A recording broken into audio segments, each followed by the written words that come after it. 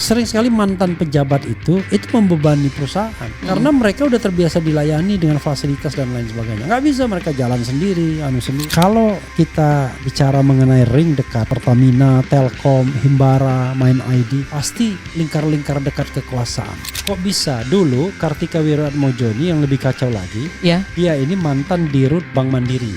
Tiba-tiba setelah dia diangkat sebagai wakil menteri BUMN, dia menjadi komisaris utama Bank Mandiri. Itu jeruk makan jeruk namanya.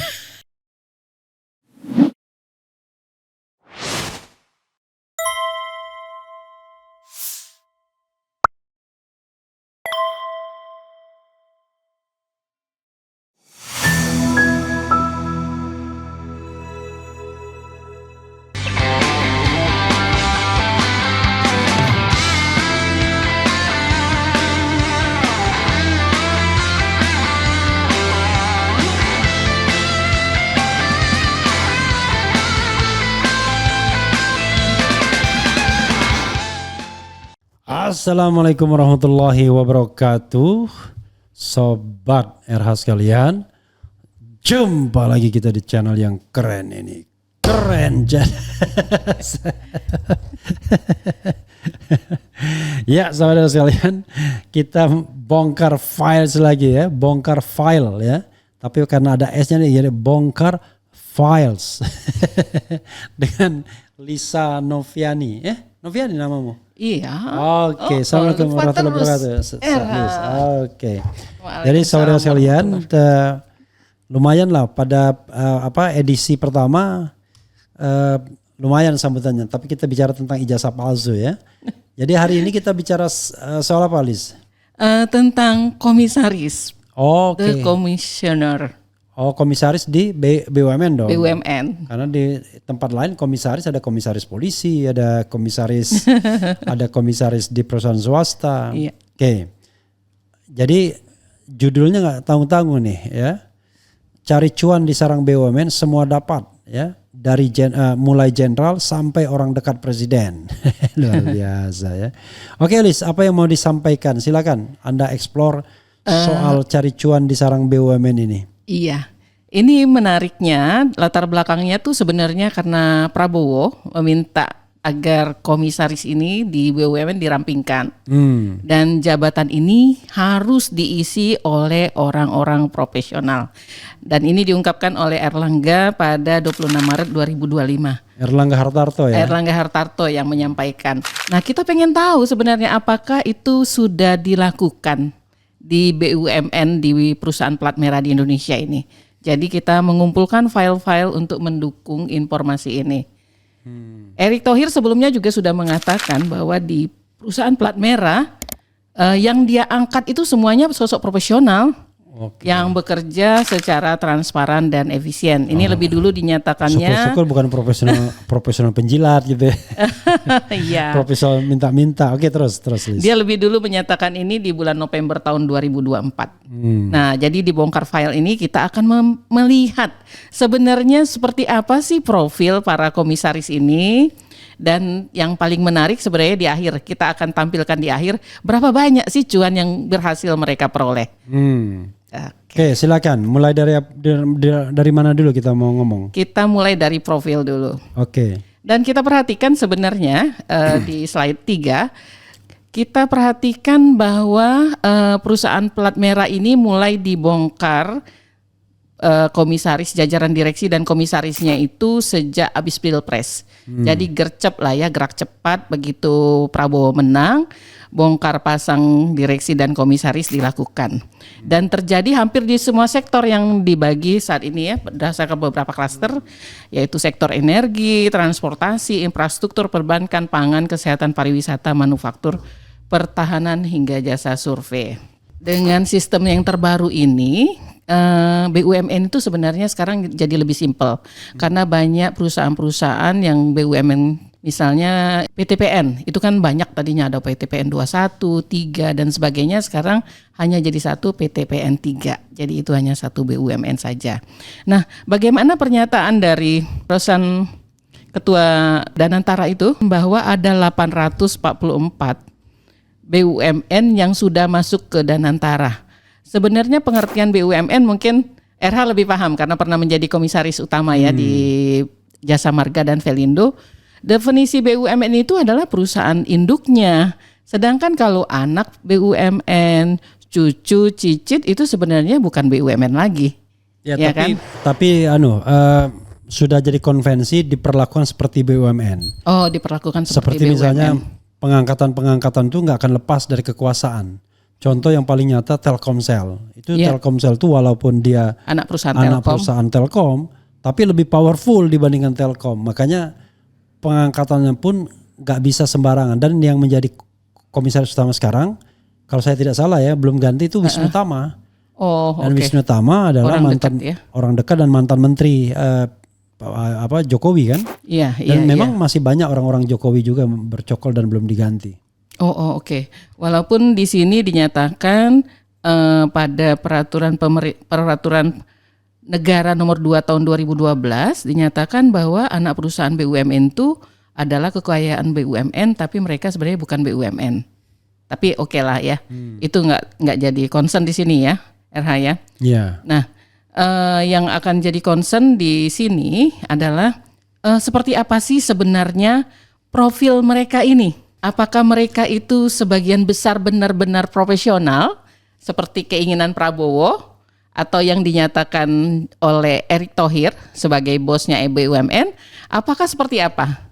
Nah, dari bongkar files yang dilakukan RH Channel yang saya lakukan itu ternyata tampilan dari slide 13 itu terlihat seperti apa sih profil komisaris utama misalnya. Terlihat sangat nyata di situ. Mereka itu sebagian besar misalnya terdiri dari jenderal purnawirawan, TNI, polisi atau alumni dari SMA Taruna sebesar 37,5%. Berikutnya kalau memang mereka bisa dianggap sebagai profesional itu adalah 26,8% profesional, 17,9% itu adalah perwakilan pemerintah. Memang disyaratkan pada setiap BUMN ada perwakilan pemerintah. Enggak juga sih sebenarnya itu, nanti kita bahas tuh ya.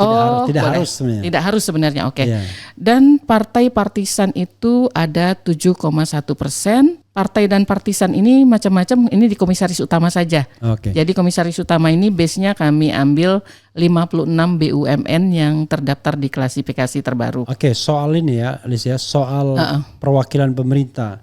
Saya merasa ya ada paradigma yang keliru. Oh, oke. Jadi seolah-olah bahwa yang namanya BUMN itu milik pemerintah. Padahal BUMN itu badan usaha milik negara. Ya. Nah, negara itu tidak bisa diklaim oleh pemerintah. Negara itu kita semua. Oh, ada penguasa, ada rakyat, dan ada wilayah, kan itu negara. Nah, cuma ketika orang bilang BUMN, seolah-olah BUMN itu adalah charity, kebaikan dari pemerintah atau penguasa kepada orang-orang tertentu. Nah, itu paradigma itu yang menurut saya harus kita geser, sehingga nanti orang tiba-tiba kalau dia diangkat jadi BUMN, langsung Anda harus pro sama penguasa. Loh, itu nggak ada kaitannya.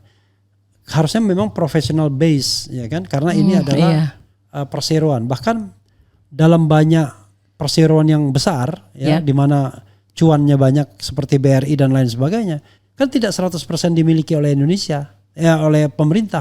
Iya, betul. Itu pemegang sahamnya banyak. Bahkan saya pernah dengar ada yang besar pemegang sahamnya sampai 4555.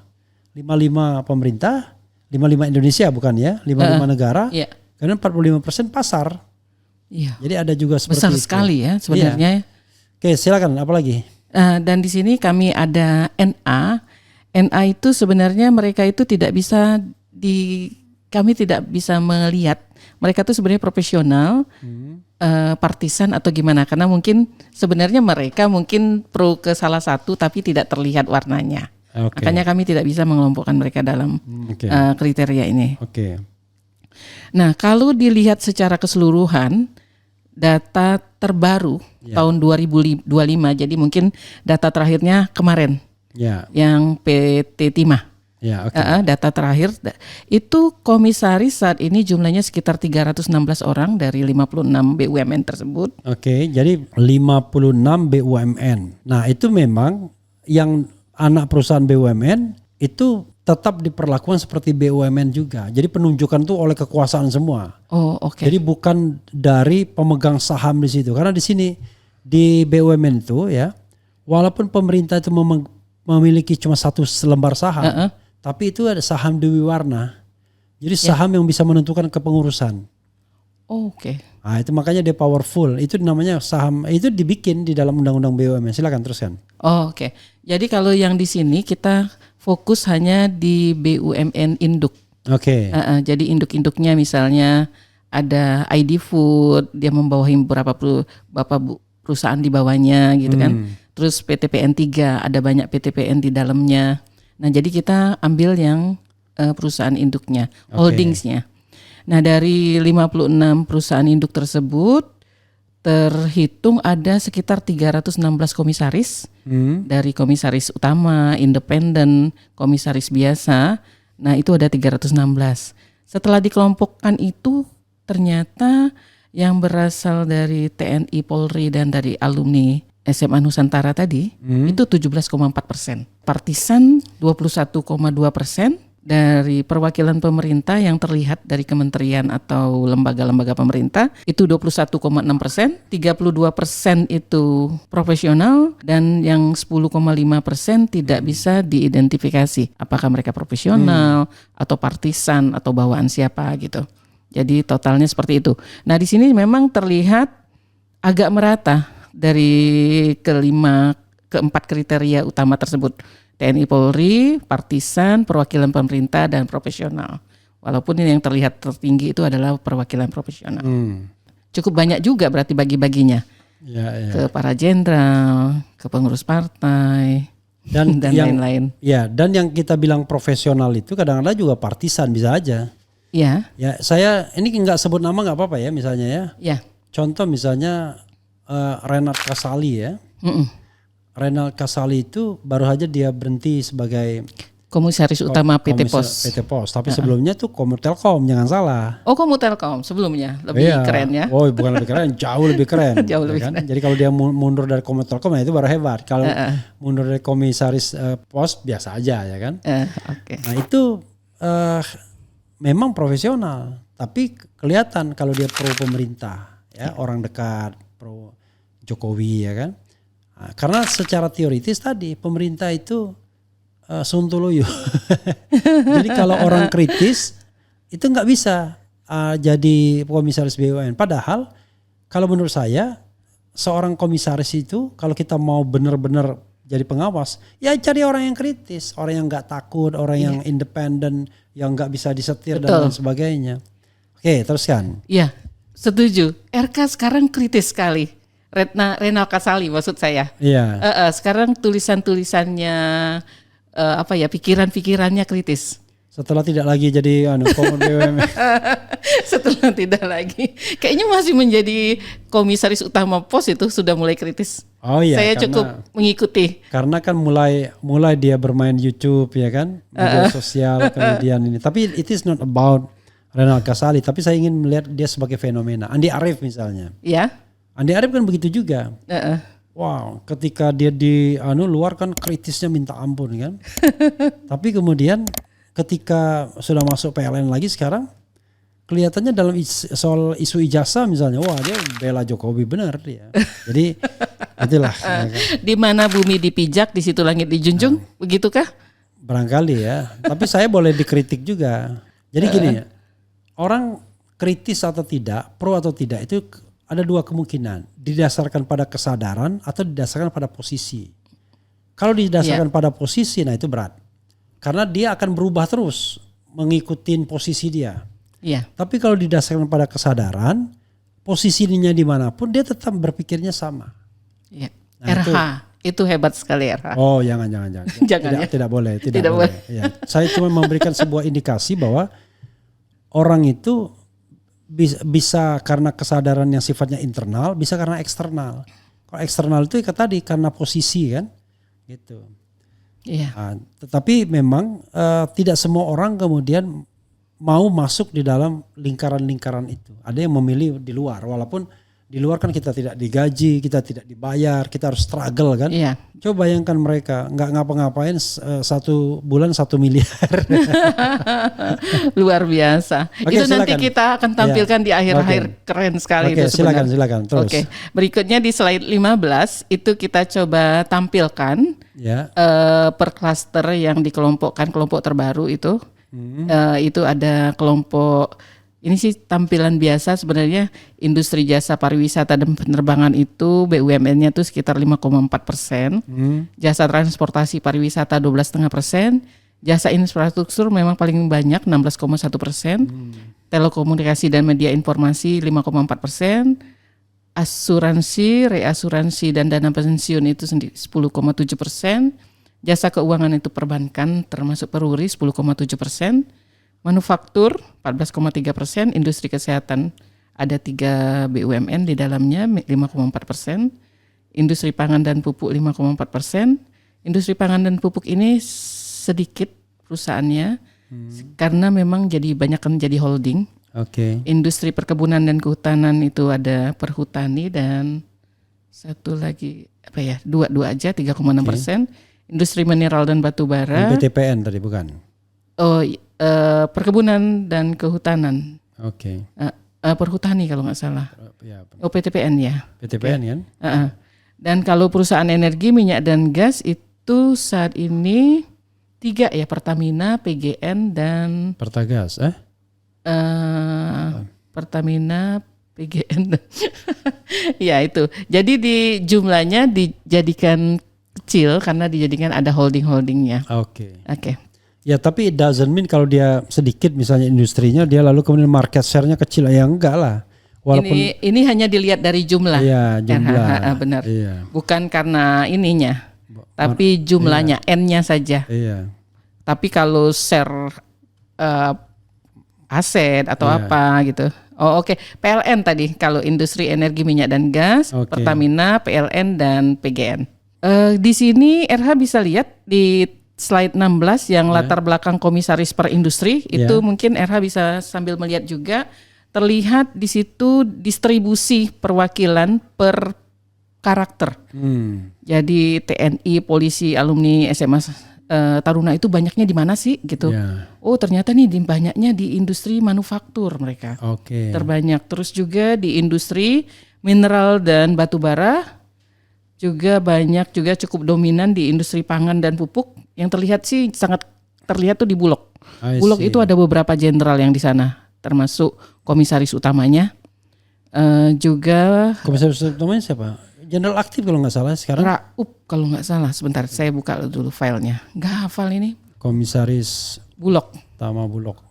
Jangan buka file, langsung searching Sudaryono, alumni SMA Taruna. Jadi orang dekatnya Prabowo. Ya, jadi komisaris utama. Terus ada komisaris. Memang dia bahasanya bukan komisaris ya, dewan pengawas sebenarnya. Oh iya, dewan pengawas. Tapi kurang lebih sama. Ya. Dan ada 2 jenderal. Jadi Sudaryono ini kalau nggak salah wakil menteri nih kalau nggak salah. Dan komisaris independennya ada 2 jenderal. Maijen Purnawirawan Arifin Seman dan Irjen Purnawirawan Andi Gerhan Lantara. Jadi di Bulog sendiri ada 4 komisaris yang bukan berwarna hijau atau coklat, cuman Dian Savitri. Nggak tahu kenapa di Bulog banyak jenderal. Ya. Perlu ini ya backup mungkin yang kuat. Enggak juga. Kadang-kadang peran komisaris kan dewan pengawas kan berbeda ya. Yang penting dewan pengawas itu saya bilang, 1 dia punya integritas. Kedua, dia punya ilmu yang paling tidak relevan. Nah, ilmu yang relevan itu saya bilang 1 ilmu yang terkait dengan core business, ilmu yang terkait dengan finansial, ekonomi lah, terutama finance ya, keuangan, dan ilmu yang terkait dengan hukum. Karena banyak sekali persoalan-persoalan yang terkait dengan pengawasan itu adalah dealing with law, legal matters kan. Nah, yang itu 3 itu yang paling penting sesungguhnya kalau pengalaman saya. Jadi kalau misalnya ada orang punya pengetahuan teknis, dia bisa memperkuat kita. Dia tahu pengetahuan tentang membaca laporan keuangan, financial statement dan lain sebagainya. Dia bisa membantu kita, tapi kita yang orang hukum bisa membantu mereka juga. Iya. Saya pernah misalnya Jasa Marga itu menghadapi tuntutan ganti rugi macam-macam gitu. Orang datang ke saya dan lain sebagainya. Saya bilang kalau dipenuhi salah satunya nanti makin banyak yang datang ke sini. Makanya nggak ada yang dipenuhin walaupun dia udah menang di pengadilan. Karena mau tidak mau kan gitu. Silakan. Terus. Jadi itu pentingnya ya, ahli-ahli ada di level komisaris. Iya, karena mereka kan memberikan direction ya kan, guidance ya kan. Yeah. Cuman lucu, orang itu kadang-kadang hanya berpikir bahwa yang namanya komisaris itu harus ngerti core business. Ya enggak lah. Iya. Itu orang awam seperti itu. Iya, yang paling lucu. Dipikirnya, wah kalau misalnya saya di jalan tol harus paham jalan tol. Iya betul, kebanyakan seperti itu. Pengawasan itu ya sama, jangankan orang awam. Pengawasan itu terkait dengan soal core business, ya kan, keuangan, dan potensi-potensi masalah hukum yang mungkin mengitarinya. Paling tidak 3 hal itu selalu muncul di dalam pengawasan. Masalah-masalah hukum, masalah-masalah finansial, masalah-masalah teknis. Makanya ada yang namanya, kalau kita bicara audit, ada financial audit, ada legal audit, ada yang namanya technical audit. Nah, technical audit itu berarti audit core businessnya, misalnya jalan tol. Yang diaudit ya ininya, bagaimana jalan itu, mungkin secara teknis kan, technical audit. Tapi kalau dia legal audit ya kita lihat dalam hal misalnya kontrak dan lain sebagainya. Makanya saya sangat heran. Seorang sarjana hukum dengan gelar doktor ribut orang. Katanya gak ngerti jalan tol. Memang gak ngerti jalan tol. Tapi ilmu kita yang kita kaitkan dengan hukum itu sangat bermanfaat. Gitu. Yang paling lucunya sebenarnya tentara. Tentara kan gak ada ilmunya sebenarnya. Banyak sekali sekarang. Jadi paling lucunya ini peran komisaris jadi centeng jadinya. Jadi kalau saya mau jujur ya, contoh ya, saya pernah dulu jalan sama mantan Kapolri, sama-sama mau ke lapangan. Di mana tuh, RH? Di pesawat, ketemu. Dia di kelas bisnis ya kan, saya di kelas biasa, ekonomi. Pada di kelas bisnis dia ditemani oleh para direksi, saya jalan sendiri. Itu yang beda. Pada saat RH masih menjadi komut ya berarti itu. Sama-sama komut. Sama-sama komut. Iya, satu komutnya saya komut saya. Nah, maksud saya sering sekali mantan pejabat itu membebani perusahaan. Karena mereka udah terbiasa dilayani dengan fasilitas dan lain sebagainya. Nggak bisa mereka jalan sendiri, sendiri, nggak bisa. Gitu. Dan kalau dia misalnya mantan petinggi, ya dia minta kelasnya kelas yang aduhai. Bukannya memang itu fasilitas? Kalau memang level komisaris, jadi gini, dapatnya kelas bisnis boleh gitu? Boleh, tetapi lihat kondisi perusahaan. Jadi karena saya selama jadi komisaris utama di Jasa Marga, dapat kelas ekonomi aja nggak pernah protes saya. Waktu di Pelindo dapat kelas bisnis, separuh jalannya kelas ekonomi karena mempertimbangkan kondisi perusahaan dan direksinya juga kelas ekonomi juga. Gitu. Jadi itu tidak terjadi dengan orang-orang mantan pejabat. Jadi mantan pejabat yang sudah biasa selama menjabat naik kelas bisnis, itu susahnya. Makanya sebenarnya kalau mantan pejabat jadi komisaris saya juga heran. Iya. Karena terkesan dia jadi centeng. Kalau di swasta wajar jadi centeng. Iya. Karena menghadapi gangguan polisi, gangguan ini, gangguan itu ya kan begitu. Kalau BUMN masih diganggu penegak hukum, ya kan, masih diganggu preman, ya aneh. Berarti negara tidak hadir. Iya betul. Nah, tapi apakah negara hadir? Memang sering tidak hadir masalahnya. Jadi diperlukan komisaris yang centeng, misalnya, yang pintar masalah tanah dia ikut menyelesaikan. Loh, ini komisaris itu pengawas. Justru dia tidak boleh bekerja seperti eksekutif karena kalau ada penyimpangan nggak ada lagi yang bisa meluruskan. Gitu. Oke, silakan terus Liz. Ya, baik. Kita lihat lagi di slide 16 ini ya, yang latar belakang komisaris per industri. Kita coba lihat yang partisan RH. Itu kita lihat tertinggi banget terlihat di perusahaan yang bergerak di bidang energi, minyak dan gas. Wah, Tadi itu. ada Pertamina, terus ada PLN dan perusahaan gas negara. Ini banyak sekali ternyata Jadi- partisan atau partai jadi pendukung. Pengalaman saya ya, kalau dia makin dekat dengan ring kekuasaan, maka akan dia dapat ring 1 BUMN-nya. Ring 1 BUMN itu apa? Yaitu Himbara, Himpunan Bank Negara. Ya. Ya mulai dari BRI, kemudian Mandiri, BNI sama BTN. Tuh. Jangan lupa Fahri Hamzah di sana sekarang kan? Iya. Nah, kemudian Barusan diangkat. dapat juga Pertamina. Coba lihat, pasti yang di Pertamina itu tim suksesnya Prabowo. Iya. Kemudian di Telkom. Coba lihat siapa-siapa yang di Telkom. Iya. Nah, sekarang ada primadona baru namanya Mind ID. Nah, perusahaan holding tambang yang Iya. dulunya Asahan.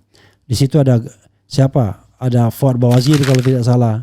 Kemudian ada Grace Natali dan lain sebagainya. Jadi Grace diangkat pada masa zaman Jokowi, sementara Fuad Bawazir diangkat zamannya Prabowo atau sebelum Prabowo, tapi tentu atas Ya, setelah Pilpres. ya atas restu Prabowo pastinya kan, Iya. atau Jokowi mau cari muka nggak tahu juga ya kan. Gitu. Iya. Oke, apalagi? Terus kita lihat juga partisan itu cukup kuat di industri pangan dan pupuk. Tadi misalnya pangan dan semen Indonesia, ID Food, Bulog, tadi banyak juga partisan di sana. Nah, ngomong-ngomong tentang ID Food ya, yang baru diangkat sebagai komisaris itu namanya Sylvester Matutina. Oh, oke. Yang pernah ribut sama Rocky dan Iya. kemarin di Solo sempat nyabut ikat kepala mereka yang datang kan. Ya.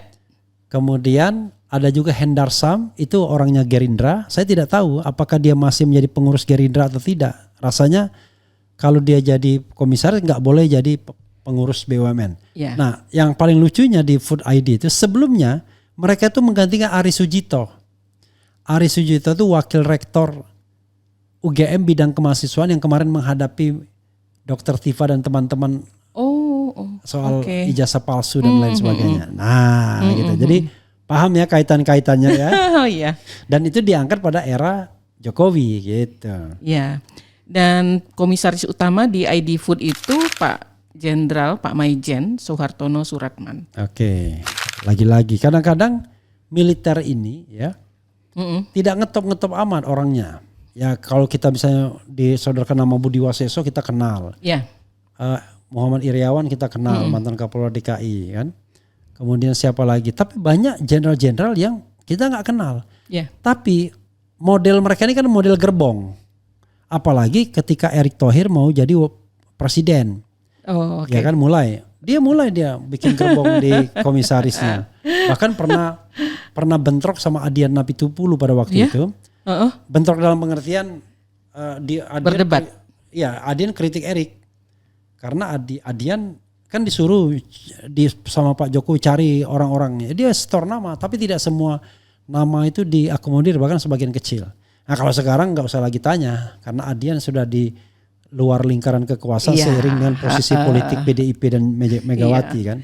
Udah nggak sama lagi. Ya. Terus itu ternyata partisan itu di lahan basah tadi Himbara, di jasa keuangan juga cukup besar, 24% mereka di sana. Ya. Terus di jasa telekomunikasi itu dan media informasi juga partisan cukup banyak, dan di jasa transportasi dan pariwisata. Garuda, Damri, Pelni itu cukup banyak. Nah kalau profesional, kita lihat profesional. Profesional terlihat menonjol di industri kesehatan, mungkin karena bidangnya ya yang butuh orang-orang yang profesional. Terus jasa keuangan sebenarnya juga mereka dominan paling tinggi, tapi tadi partisannya juga cukup banyak. Terus juga di jasa reasuransi, jasa telekomunikasi profesional juga ada cukup banyak. Karena memang profesional kan secara umum mereka memang secara persentase masih tertinggi. Oke itu. Ya tapi itu. Yang kita bilang profesional itu juga harus kita garis bawahi. Jangan-jangan dia tim sukses juga. Nah, karena banyak sekali tim sukses itu dari kalangan profesional. Makanya sebenarnya memang ya, ini juga refleksi saya. Apakah iya sebebas itu kalangan kampus untuk menjadi tim sukses capres? Bahkan Betul. terang-terangan kan? Misalnya Profesional itu banyak dari akademisi juga, iya, betul sekali. Pratikno misalnya, kan jadi tim sukses kan dia kan, Iya. padahal dia masih tercatat sebagai dosen di UGM misalnya. Betul. Kemudian anak buah Pratikno itu dulu ada Andi Wijayanto misalnya pernah di UI, tapi Andi agak fair, dia berhenti dari UI, tapi belakangan bukan karena dia karena dia memang bukan pengajar tetap kalau nggak salah. Oh. Beda sama Pratikno kan mantan rektor segala gitu. Iya, banyak memang saya lihat, tapi nanti kalau mau dikupas tuntas lengkap di berikut ya, RH. Oke.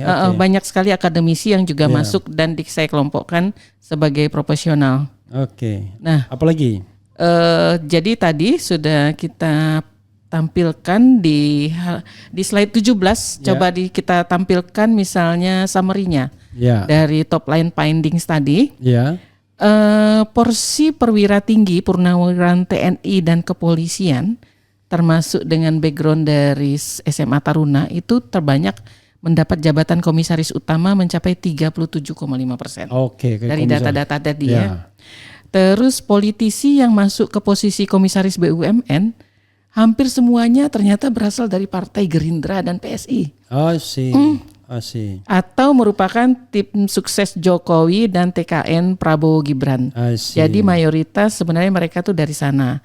Sebagian lagi adalah tim mantan Wapres Ma'ruf Amin, masih cukup banyak, dan circle anak-anak JKW. Banyak di sana.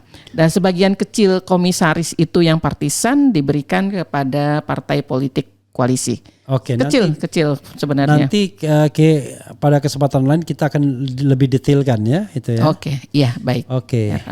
Nah ini kita mau masuk yang paling menarik nih sebenarnya. RH itu adalah cuannya. Cuan. Jadi kita coba masuk ke peraturan remunerasi komisaris dulu ya, RH ya. Nah di situ ada peraturan sebenarnya, peraturan dari Menteri BUMN nomor per 3 itu ada di slide 6 MBU _03/2023 tentang organ dan sumber daya manusia BUMN. Pada pasal 83 tertulis. Remunerasi yang diterima oleh komisaris utama atau dewan pengawas utama BUMN itu adalah mestinya sebesar 45% dari direktur utama. Wakilnya mendapat 42,5% dari dirut dan anggota dewan komisaris atau dewan pengawas itu sebesar 90% dari komisaris utama. Itu remunerasinya, itu peraturan dari peraturan 45% kan? Iya, 45%. Nah, sedangkan komposisi tantiem IK atau intensif khusus bagi Dewan Komisaris mengikuti komposisi faktor jabatan dengan rincian yang sama dengan BUMN. Ini sumbernya dari Kompas, tapi ini ada peraturan. Cuman gini RH, ada kesulitan dari kami untuk mendapatkan angka-angka real karena tidak semua kan ini sumbernya laporan keuangan atau laporan tahunan dari setiap BUMN. Tidak semua laporan tersebut menjelaskan dengan rinci remunerasi. Ada yang ada merupakan total dari direksi dan komisaris, ada yang detail per jabatan. Komisaris utama penghasilan gajinya sekian. Ada yang tidak detail dalam artian mungkin yang ditampilkan cuman penghasilan bulanan tapi tantiem dan tunjangan tidak ditampilkan.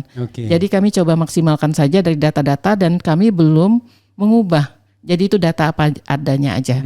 Data yang didapatkan dari laporan tahunan tahun 2023 karena sebagian besar BUMN masih paling 1-2 yang sudah rilis laporan tahunan tahun 2024 di awal Mei ini. Nanti mungkin besok ya kita ngomong mengenai khusus BUMN misalnya Pertamina gitu.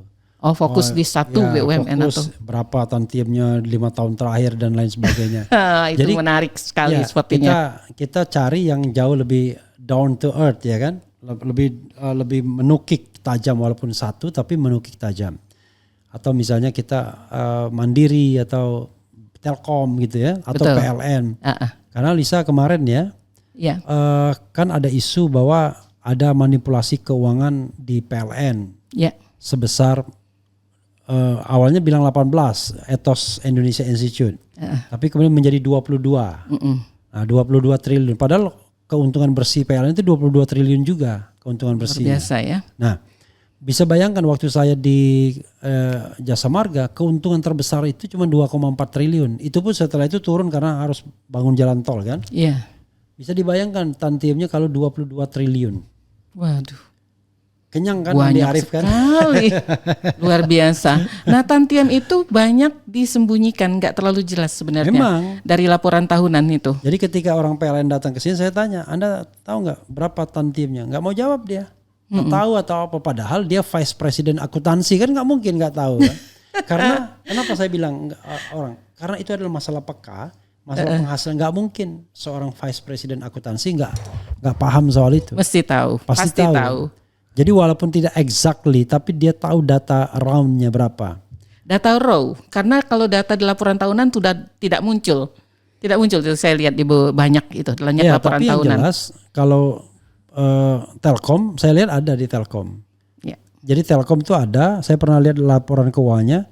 Tapi tadi protolan berapa miliar tantiem itu. Misalnya tantiem ya kepada itu bisa sampai puluhan miliar itu tantiem untuk ini. Jadi tinggal dibagi aja kita lihat. Bukan puluhan miliar, mungkin bahkan sampai ratusan miliar mungkin jangan-jangan. Puluhan lah, ya kan? Nah, itu nanti dibagi, tapi bisa juga ratusan. Karena waktu itu saya nimbang-nimbang di Telkom itu, mereka bisa dapat double digit ininya untuk apa? Untuk tantiemnya. Jadi kalau double digit, double digitnya miliar kan? Iya, 11, 12, 13 ya kan? Luar biasa. Gitu. Iya. Nah lalu kalau kita bagi 12 ya bisa 1 M sendiri per bulan. Makanya nggak banyak orang yang mau jadi orang kritis. Berat. Kehilangan itu kan? Iya. Untungnya saya Lis nggak pernah mendapatkan zona itu. Oh. Makanya saya mungkin kalau saya dapat Pertamina atau apa mungkin saya mingkem aja kan. Saya punya ada teman nih, ya. Teman Tapi saya. masih kenal saya nggak RH kalau misalnya dapat yang itu Himbara itu? Karena saya jadi lupa gitu ya sama teman-teman. Saya kan orangnya kan tidak pernah menganggap bahwa saya pernah punya jabatan. Saya pengamat hukum tata negara forever, ya kan. Kalaupun ada jabatan itu sementara aja kan. Dari awal kan nggak pernah berpikir bahwa itu bakal lama dan lain sebagainya. Tapi bisa 5 tahun itu luar biasa menurut saya kan. Dan itu amanah yang harus dijalankan sebaiknya. Makanya alhamdulillah. Ketika dalam proses pembangunan itu saya datangin semua itu tempat-tempat itu. Sampai-sampai bingung karena direksi pun nggak pernah datang ke tempat itu. Salah satunya ada tempat 6 jam naik kendaraan ke ini dari Pekanbaru. Dari bandara. Dari Pekanbaru. Ke tempat itu 6 jam perjalanan mobil. Ada pernah kita datangin itu. Dia sampai bingung karena direksi aja nggak pernah datang. Karena banyak aset-aset BUMN yang terbengkalai kan. Gitu. Karena ya mungkin tidak ekonomis lagi, tapi itu aset BUMN. Pelabuhan-pelabuhan kecil misalnya, itu banyak yang terbengkalai. Itu. Terbengkalai itu tidak digunakan atau tidak dilanjutkan pembangunannya? Bukan, terbengkalai itu tidak digunakan. Underuse. Underuse. Jadi kalau dia di maintenance juga penghasilannya nggak ada. Kapal yang merapat cuma 1-2 misalnya. Jadi rugi. Iya, kalau mau deploy manusia banyak-banyak, jangan-jangan gaji manusianya lebih banyak kan begitu. Akhirnya biasanya dia ya disubkan aja maksudnya, bukan disubkan apa? Ya dikontrol dari jarak jauh aja oleh cabang. Tapi nggak ada manusianya di situ. Nah, hal-hal seperti ini belum lagi aset-aset BUMN yang tiba-tiba hilang, bisa jadi. Iya, kemudian nah kalau kita mau masuk Maaf saya ketawa. Kok bisa hilang gitu kan? Itu pasti besar-besar nilainya kan? Loh, tanah itu bisa hilang loh. Gimana caranya hilangnya? Yang namanya masalah tanah itu tiba-tiba tanahnya diambil orang, dirampas. Kan banyak aset BUMN yang ditempati diambil orang. Tidak bisa diambil lagi gitu? Ya ribut dulu kan. Kalau begitu ribut kan juga kemudian biaya. Iya.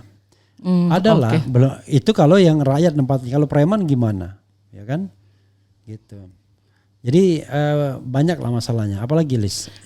Iya, kita akan masuk ke data-data yang kami dapatkan dari laporan tahunan resmi dari perusahaan plat merah ini. Ya. Dan kami ambil tadi seperti sudah disampaikan sebelumnya dari laporan tahunan tahun 2023. Karena laporan tahunan 2024 artinya yang berjalan di tahun 2024 sampai Mei ini paling 1-2 yang sudah karena rata-rata rilis. mereka RUPS itu kalau yang perusahaan terbuka itu bulan Juni biasanya. Oh, oke. Sudah mulai sih RUPS-nya Mei ini, tapi biasanya Juni.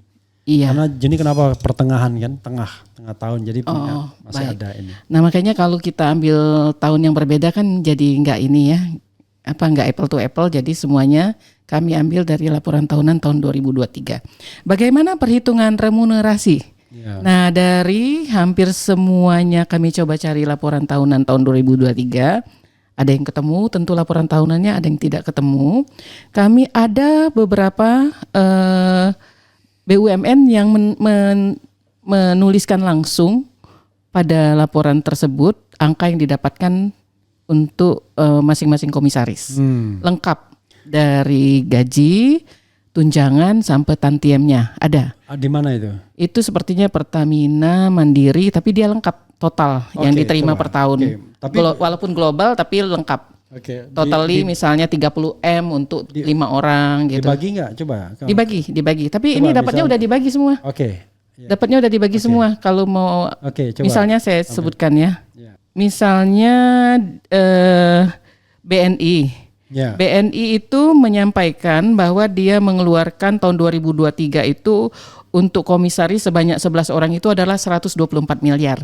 Nah, jadi kita rata-rata sajalah. Bukan begitu caranya. Jadi berapa komisaris? 11. Jadi 11 komisaris, direksi berapa? Ini udah total komisaris itu dapatnya 124 miliar. 124 miliar komisaris. Udah untuk komisaris dia beda. Apa ini? Bang apa nih? Bang BNI. Ini teman saya di situ. Ini 124 dibagi ada 11 komisaris. 11, ya. Tuh, masing-masing dapat 11 miliar. Tapi biasanya ya, saya lupa ini net ataukah nanti potong pajak? Iya. Kalau nggak salah potong pajak 15% apa? Ya, ini kayaknya udah dipotong pajaknya. Terus ada lagi yang cukup. Tadi potong pajaknya berapa? Sudah potong pajak atau belum potong pajak tadi yang tadi? Ini sih dapatnya 924 juta, berarti udah dipotong pajaknya. Nggak mungkin dong 924 juta. 924 juta per bulan. Oh, per bulan. Per bulan. Jadi ini kita ambilnya per bulan. Jadi biar bisa kita bandingkan dengan gaji kita rata-rata lah per bulan berapa gitu. Jadi ini langsung nggak dipotong pajak. Bayangkan ya. Dan di situ ada teman saya. Jadi waktu itu ya ada kerabat Jokowi yang sama-sama jadi komisaris di Jasa Marga. Saya jadi komut, dia jadi komisaris biasa. Karena saya kritis melulu kan. Jadi saya di dalam tanda kutip di demosi di Pelindo 1 Medan. Itu demosi sebenarnya bukan promosi. Pelindo 2. Pelindo 1. Oh, Pelindo 1 kalau Medan. Kalau Pelindo 2 naik. Kalau Pelindo 1 itu demosi. Tapi tetap jadi komut. Nah, teman saya ini dipromosikan ke BNI. Iya. Tetap jadi komisaris juga. Nah, dia masih kerabatnya Jokowi, masih sepupu Jokowi. Jadi saya bilang, wah, itulah nyantol. Ya, makanya saya bilang, kalau kita bicara mengenai ring dekat Pertamina, Telkom, Himbara, Main ID, pasti lingkar-lingkar dekat kekuasaan sana. Makanya di situ seperti misalnya Henry Saparini misalnya pernah jadi Komut Telkom. Karena itu dulu pendukung ekonomi, kan? Dulu pendukung Jokowi kan. Nah, setelah Henry Saparini digantikan oleh Renald Kasali, pendukung Jokowi juga. Gitu. Dulu saya dipersepsikan sebagai pendukung Jokowi. Cuman begitu jadi komisaris utama 3 tahun kerjanya ngeritik Jokowi melulu kan. Orang aneh. Loh, komisaris kok ngeritik Jokowi? Karena saya berpendapat bahwa nggak ada kaitannya. Saya yang jadi komisaris tidak minta, ya kan? Saya dan sebenarnya kritik itu kan masukan. Sebenarnya tapi kan positif mereka pengennya kita kampanye buat mereka. Apalagi saya orang hukum tata negara kan. Kan saya etika yang saya jaga waktu itu, yang penting saya tidak ngomong masalah perusahaan ke publik. Tapi saya ngomong masalah tata negara, which is nggak ada kaitannya sama either Jasa Marga atau Pelindo kan begitu. Iya. Nah, yang paling lucu sebenarnya orang yang ada konflik of interest, misalnya dia pengamat finansial. Ya. Lalu dia ngomong juga tentang perkembangan finansial dan lain sebagainya. Itu kan bahaya sebenarnya. Ada bisa berimpit Betul. dulu yang misalnya gini. Bisa bisa memanipulasi. Iya, dan bisa dia mencuri data dalam tanda kutip ya, dalam tanda kutip tapi. Seperti dulu sering sekali Afiliani dulu, bukan sering, maksudnya Afiliani itu lama sekali dia jadi komisaris di bank-bank Mandiri, BRI. Tapi at the same time dia juga pengamat ekonomi. Iya. Jadi dia bicara wilayah itu, wilayah finansial. Iya. Nah, justru menurut saya potensi untuk konflik of interest besar di sana dibandingkan saya. Betul, setuju. Yang misalnya saya ngomong tentang hukum tata negara, konstitusi, tapi nggak ada kaitannya sama Jasa Marga dan Betul, Pelindo, setuju. Nah, tapi tadi tetap aja orang mengkritik, loh kok ahli hukum tata negara jadi komisaris di Jasa Marga? Sayangnya seperti Afiliani itu tidak semua orang paham bahwa dia merupakan komisaris. Iya banyak. Jadi karena banyak seolah-olah itu adalah dia bicaranya independen. Iya. Nah itu kan bahayanya di sana. Jadi orang, oh berarti seperti ini. Padahal mungkin sudah ada pesan-pesan tersendiri dari semua yang disampaikannya. Sama ekonom-ekonom yang bergerak karena ketika dia bicara tentang kondisi perekonomian, at the same time dia juga adalah komisaris BUMN, itu harus hati-hati karena berimpit kan? Iya. Gitu. Betul. Oke, Saya terus. kalau Renal Kasali paling ingat pas dia nulis dan cukup viral tentang shifting marketing. Kebenaran waktu itu saya juga sedang analisa tentang e-commerce. Beda banget gitu. Beda sekali pada kondisi saat itu. Jadi kok analisanya jauh sekali? Saya sedang riset juga tentang e-commerce. Jauh sekali. Jadi terlihat ada kepentingan di sana. Ya, termasuk misalnya ya memuji-muji perekonomian kita baik. Itu rata-rata ekonom yang attach dengan kekuasaan selalu mengatakan baik ekonomi. Nah, sementara kita yang jauh dari kekuasaan ini sebenarnya kita bukan mengatakan jelek, lebih pada kita memang ngambil sisi jeleknya. Karena kita bukan humas kan? Iya. Nah nanti dia bilang, kalau gitu sama dong, saya ngambil sisi bagusnya. Sudah nggak apa-apa. Iya. Jadi biar balance, kita ngambil sisi yang lemahnya, dia ngambil sisi kuatnya. Jadi biar masyarakat balance mendapatkan informasi. Walaupun yang saya bilang, tukang puji itu memang selalu untung. Karena penguasa nggak suka dikritik kan biasanya. Iya, betul. Oke. Lanjut lagi ya. Angka ini selain didapatkan langsung dari laporan perusahaan real gitu, bisa juga tadi ada juga yang ini sepertinya mirip sih contoh BNI tadi. Angka didapatkan dari total remunerasi untuk seluruh komisaris. Ada juga yang terlihat kalau di PGN. Di perusahaan gas negara ini dia menampilkan datanya dalam bentuk US dollar. Jadi total remunerasi komisarisnya ada 6 orang sebesar 5.545.000 US dollar. Setelah kita rincikan di PGN itu hasilnya adalah per bulan. Ini tampilannya per bulan ya. Itu jadi 1.155,2 miliar per komisaris dapatnya. Itu baru tantiem atau sudah termasuk honor? Sudah total gaji, tunjangan dan tantiem itu udah total. Makanya orang PLN di sini nggak mau dia sebutkan berapa tantiem. Jadi saudara sekalian begitulah ya kan, negara ini baik sekali membagi-bagikan uang kepada orang yang part time ya kan, cuman afiliasi politik dan lain sebagainya. Bro, 1M per bulan bro ya kan, tapi itu mungkin belum dipotong pajak ya? Belum. Jadi total dalam laporan tahunan tersebut. Kalau dipotong pajak, let's say 15% ya. Jadi 1 miliar dia masih dapat 850 juta per bulan. Wow. Bisa tiap hari beli itu mobil. Saya nggak pernah lihat tuh uang segitu gimana tumpukannya. Tiap bulan bisa beli mobil mewah ya. Iya. Gitu. Masya Allah. Okay. Nah data ini juga kami dapatkan dari laporan tahunan merupakan penjumlahan dari gaji plus tunjangan plus tantiem per bulan. Itu ada yang kami dapatkan seperti itu, kami jumlahkan. Tapi ada juga yang kami dapatkan dari gaji dan tunjangan saja. Jadi tantiemnya tidak disebutkan di sana. Jadi kami nggak berani memperkirakan di sini. I see. Jadi kami tampilkan aja apa adanya, itu adalah gaji plus tunjangan.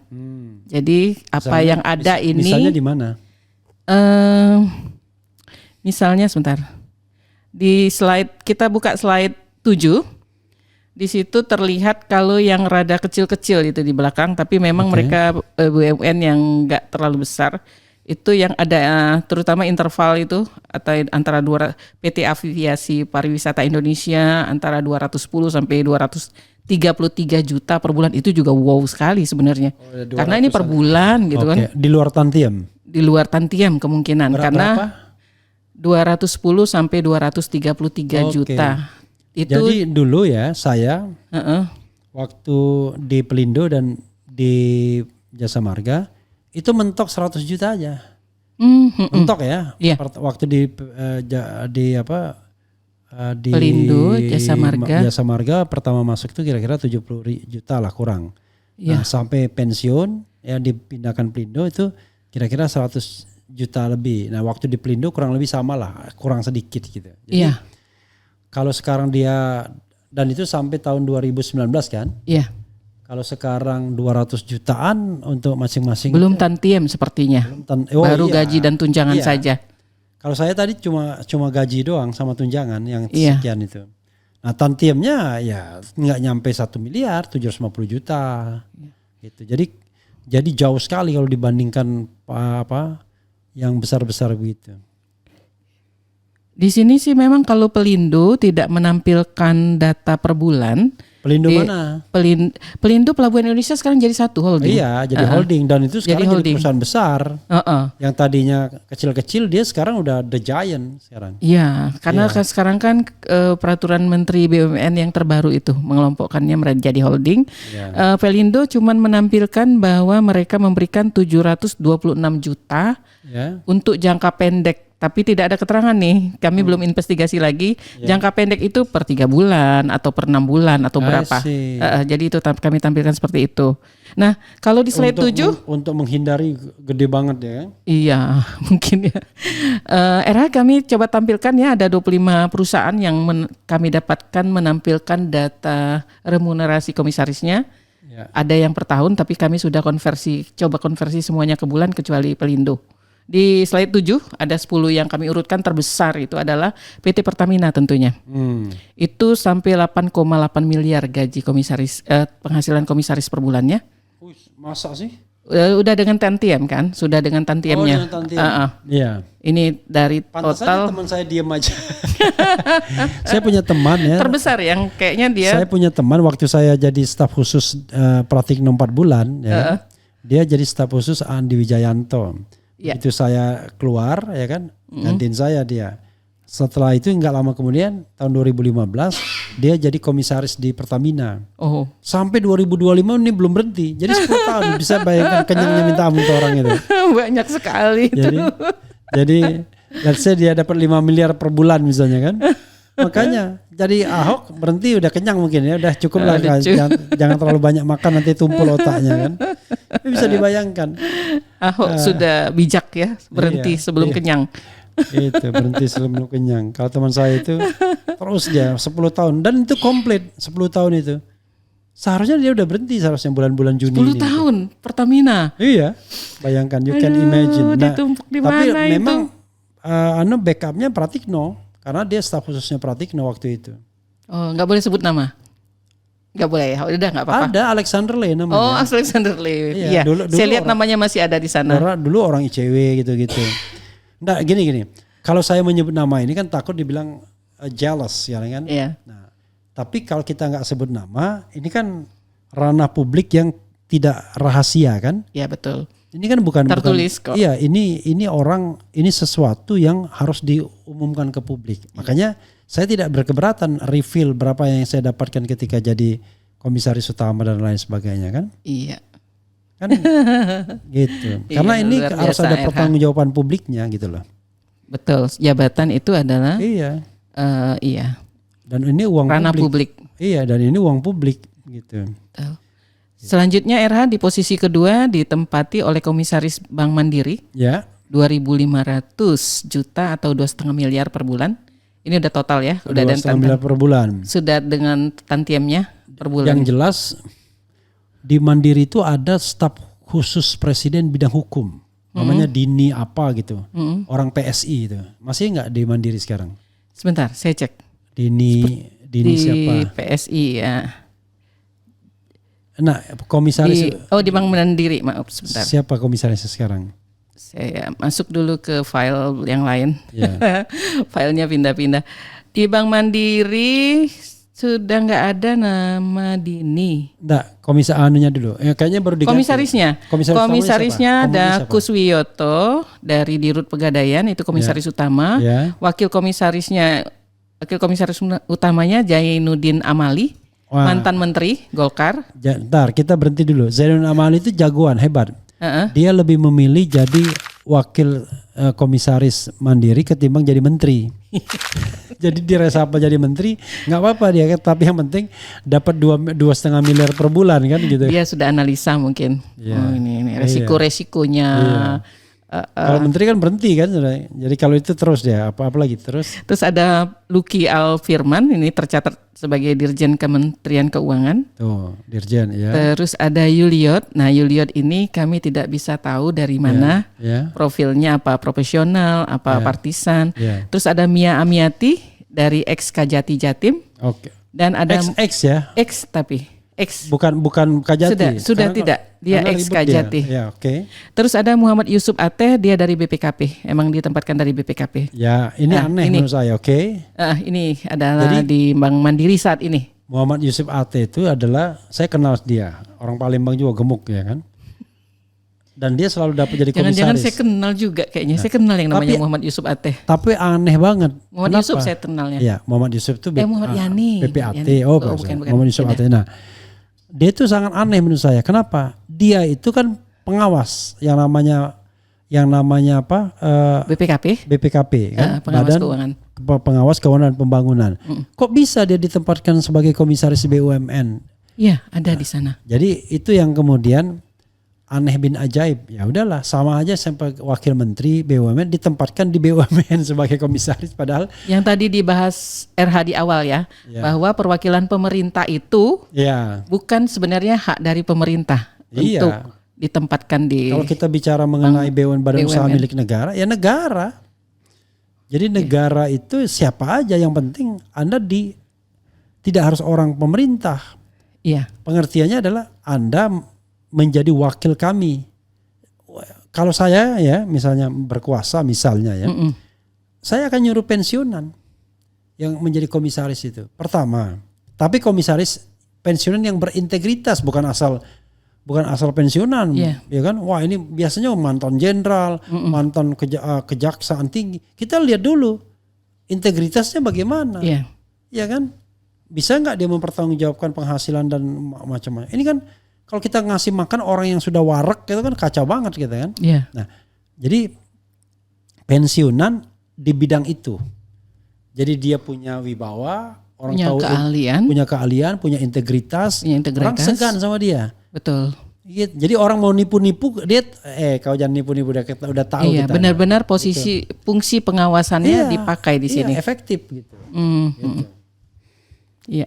Cuman memang dicari orang yang berani. Makanya integritas menjadi taruhan. Kan orang yang berintegritas itu kan nggak takut kehilangan jabatan, nggak takut ditinggalkan, kan? Nggak takut kehilangan uang juga. Takutnya kepada Tuhan aja. Oh iya. Nah, itu. Oke, apa lagi? Oke. Di sini diurutkan berdasarkan data yang didapat ya RH, bukan berdasarkan kebenaran mereka merupakan peringkatnya, tapi mungkin juga mereka memang peringkatnya. Yang ketiga itu Bank BRI itu 1,8 miliar per bulan. Oke. Gaji, tunjangan dan tantiemnya. Berikutnya Telkom 1,6 miliar. Kalau BRI itu ada teman saya namanya Andrinov Caniago. Waduh, kenyang dia. Dia pernah dia menjadi komod BRI, lalu kemudian dimutasi menjadi wakil komod di Mandiri. Nah sekarang udah selesai karena dia pendukung sudah Jokowi. Tidak ada lagi. Dia pendukung Jokowi, tapi udah kenyang banget dia. Sudah tidak ada namanya lagi Pak Andrinov. Sudah 10 tahun dia jadi mungkin kurang 10 tahun karena dia pernah jadi Menteri Bappenas kan? Gitu. Oke. Nah, Ini kan aneh kalau kita lihat ya. Ya. Menteri di reshuffle, lalu kemudian dikasih jabatan di komisaris. betul. Kan kalau dia di reshuffle berarti kan dia dianggap tidak perform kan? Tapi ini Wisnu Tama dikasih jabatan di komisaris Telkomsel yang katanya bukan BUMN, itu tetap diperlakukan seperti BUMN. Kalau kita yang mengamati seolah-olah kayak ini, kayak supaya nggak ngambek gitu, bujukan. Ya. Oke, dipecat jadi menteri tapi dapat jabatan komisaris gitu. Ya. Rayuan gitu. Bukan seperti itu? Bukan kompensasi. Kompensasi. Ya udahlah, ini dikasih hiburannya. Nah, di sini RH di Bank Rakyat Indonesia di BRI ini, Ya. komisaris utamanya ini saat ini sebenarnya Wakil Menteri BUMN, Kartika Wirjoatmojo. Ya. Kan wakil menteri itu ada beberapa BUMN.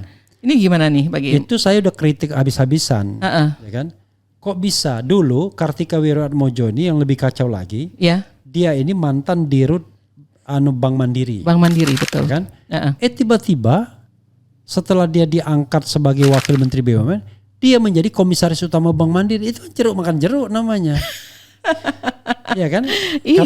Karena ada potensi untuk konflik of interest kan, misalnya Saling melindungi, Iya. saling menutupi bisa. kacau kan?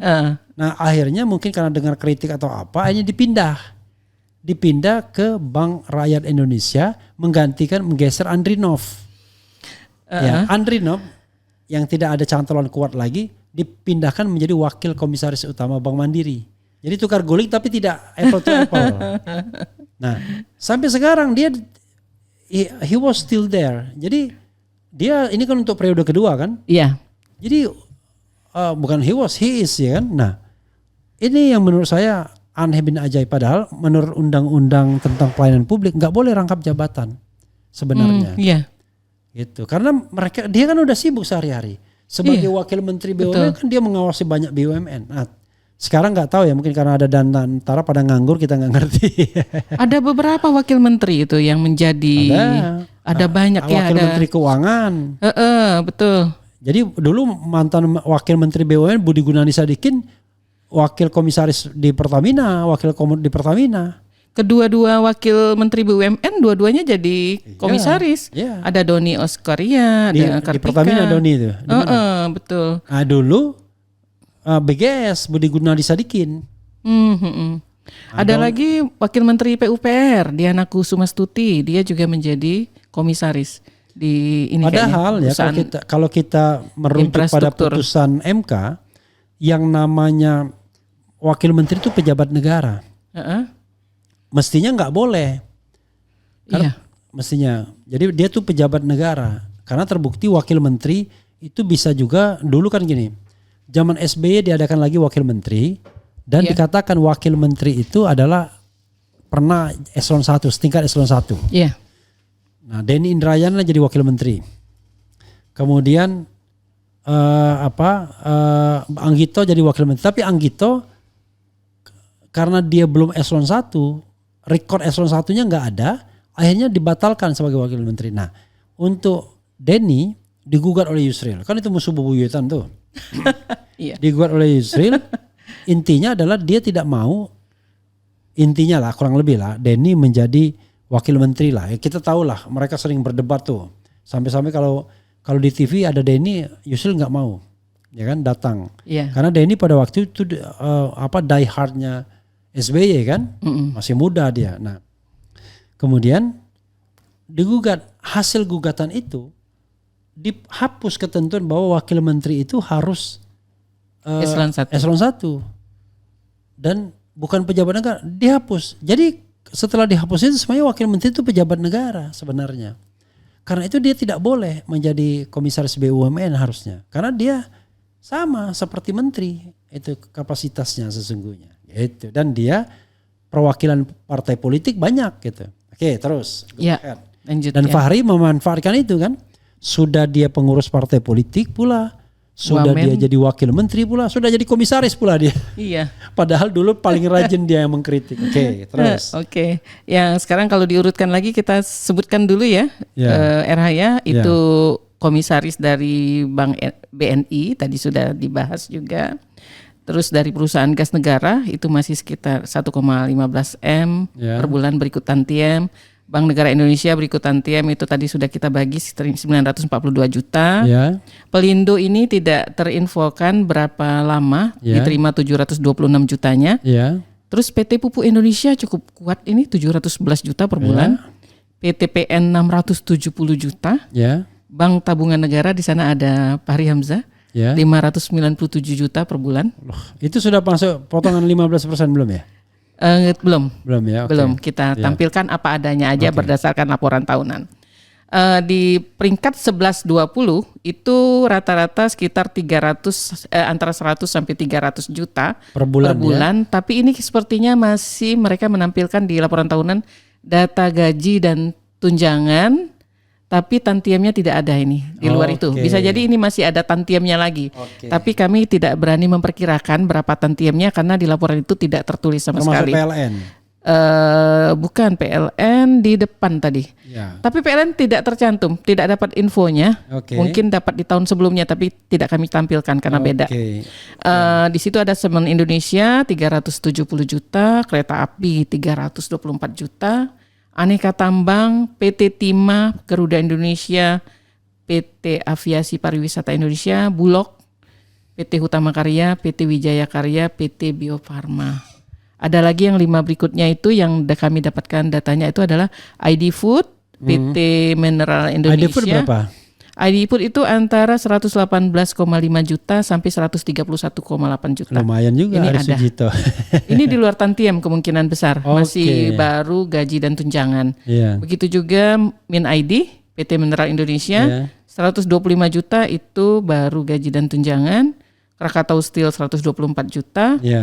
Pelayaran Nasional Indonesia Persero, Pelni 118 sampai 128 juta dan PT Pos itu 104 sampai 115 juta. Kita balik lagi. Nah, di bawahnya itu RH kami coba dari semua data itu kami ambil rata-rata. Rata-rata berapa sih sebenarnya pendapatan komisaris? Itu kalau dari data ini aja sih lumayan tinggi juga nih. 898,4 juta per bulan. Per bulan, rata-rata ya? Rata-rata. Aduh, itu namanya dari yang sedep tenan. Dan kalau kita kalikan data rata-rata itu per tahun untuk total komisaris itu adalah 283 miliar per bulan. Kalau per tahun jadi sekitar 3,4 triliun.